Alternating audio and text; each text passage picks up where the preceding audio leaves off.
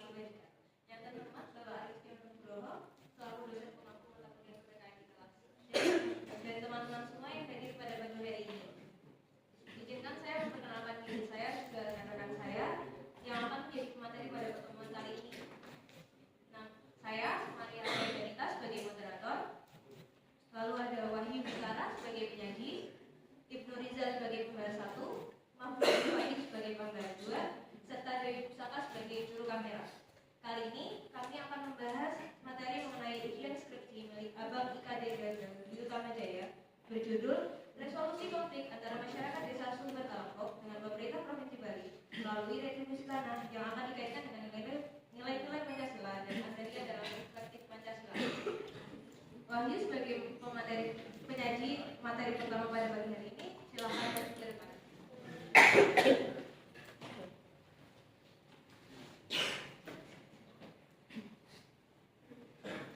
Terima kasih atas waktunya yang diberikan. Saya Wahyu Bukara sebagai penyaji akan membacakan beberapa poin dari materi pertama. Poin yang pertama adalah penanganan konflik agraria melalui reforma agraria. Dan poin yang kedua adalah pengambilan tanah kembali berdasarkan Perpres nomor 86 tahun 2018 tentang reformasi agraria. Kemudian untuk poin yang ketiga adalah fungsi Perpres 86 tahun 2018 dalam penyelesaian konflik agraria. Dan poin yang keempat adalah upaya resolusi yang dilakukan pemerintah Provinsi Bali untuk menemukan hasil yang positif.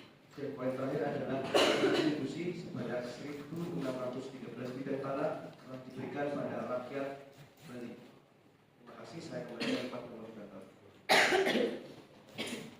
Terima kasih Wahyu atas sajian materinya. Silakan kembali.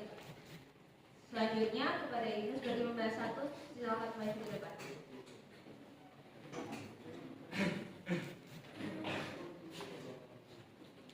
Terima kasih. Izin Bapak, izin rekan.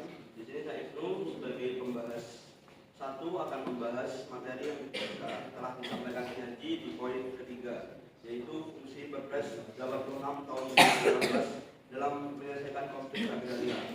Perpres 86 tahun 2018 berfungsi untuk mempercepat penyelesaian konflik agraria dengan menyediakan kerangka hukum dan mekanisme penyelesaian yang terkoordinasi. Perpres ini menetapkan prosedur dan otoritas terkait penyelesaian sengketa tanah, memfasilitasi identifikasi dan verifikasi tanah, serta mengatur penyelesaian administrasi dan hukum. Di sini menjadikan Perpres 86 tahun 2018 sejalan dengan Pancasila sila ke-5, yaitu keadilan sosial bagi seluruh rakyat Indonesia.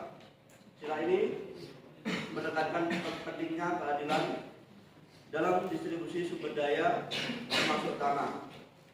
Perpres ini bertujuan untuk menyelesaikan sengketa tanah yang dapat menghambat keadilan sosial, memastikan hak atas tanah dapat dipenuhi secara adil dan merata.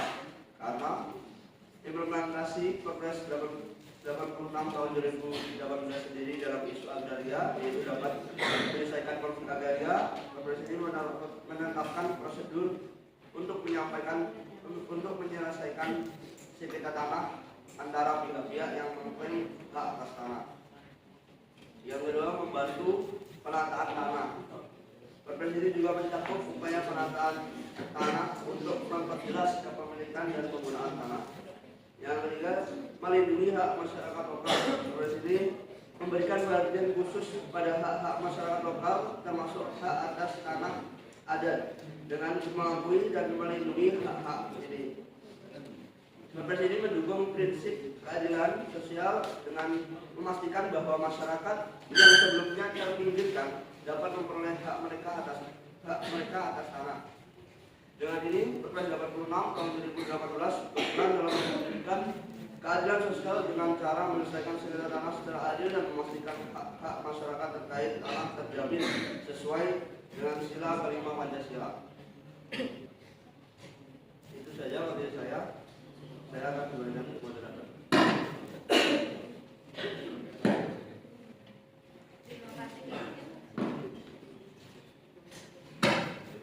Terima kasih Ibu, silakan kembali ke depan.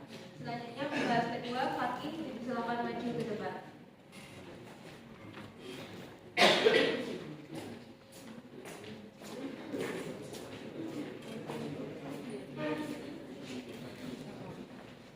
terima kasih. Berkenan izin memperkenalkan diri, nama saya Mahfudin Fakih. Sebagai pembahas dua, ingin merespon penyaji mengenai poin tentang penanganan konflik agraria melalui reforma agraria. Dimensi material dari konflik agraria dari masa ke masa relatif sama, yaitu sumber daya alam. Sedangkan dimensi materialnya ialah klaim dan akses. Konflik agraria hampir selalu melibatkan 3 faktor, yaitu masyarakat, negara, dan pasar dalam berbagai bentuk variannya. Namun konflik agraria dihadirkan para aktornya dengan cara berbeda dari masa ke masa. Memasuki era reformasi, perubahan yang jelas adalah pengaruh lembaga governance internasional dalam tata negara. Berikut kepentingannya dalam kebijakan agraria. Persetujuan pemerintah atas LOI IMF 1998 merupakan salah satu tonggak penting yang mempengaruhi kebijakan agraria, menjadi condong kepada kepentingan pasar. Akar-akar konflik agraria era reformasi. Yang pertama, proyek ideologi dan politik neoliberalisme. Ketika proyek pembangunan nasional berhasil mengakumulasi surplus di tingkatan elit-elit badan usaha milik negara, negara dinilai oleh pasar sebagai entitas yang menghambat perputaran modal yang lebih besar, sehingga SAPS dipromosikan sebagai struktur ekonomi politik baru yang lebih menjamin kesetaraan peran negara dengan agen-agen pasar bebas dalam merumuskan kebijakan dan keterbukaan ruang politik bagi agen-agen pasar bebas. Hal inilah yang diklaim sebagai demokratisasi pengelolaan sumber daya agraria oleh kekuatan pasar melalui peronjakan sistem politik dari sentralistik ke desentralistik. Agen-agen neoliberalisme masuk dan mengontrol negara melalui LOI yang dampaknya dirasakan kali ini. Neoliberalisme sebagai proyek ideologi dan politik menempatkan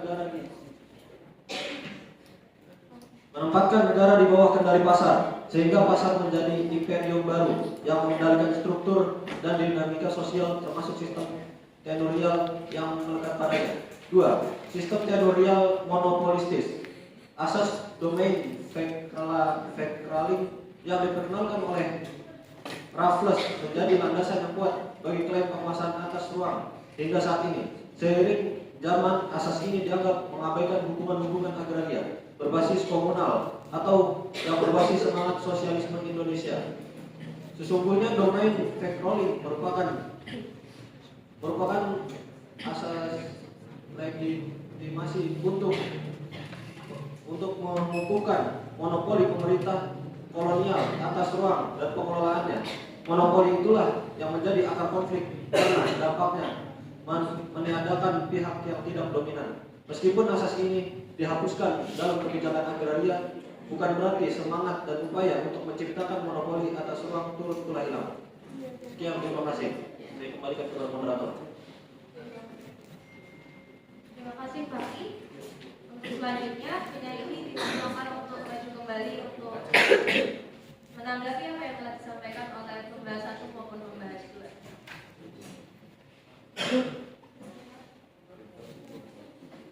Baik, sebelumnya terima kasih atas pembahas 1 dan pembahas 2. Tanggapan dari saya sendiri untuk pembahas 1 dan pembahas 2 sendiri adalah sudah tepat sekali untuk pembahasan dari poin-poin yang saya sampaikan. Pembahasannya sangat mendetail dan juga cukup baik untuk dipahami bagi semua orang. Diharapkan dapat berguna untuk masyarakat.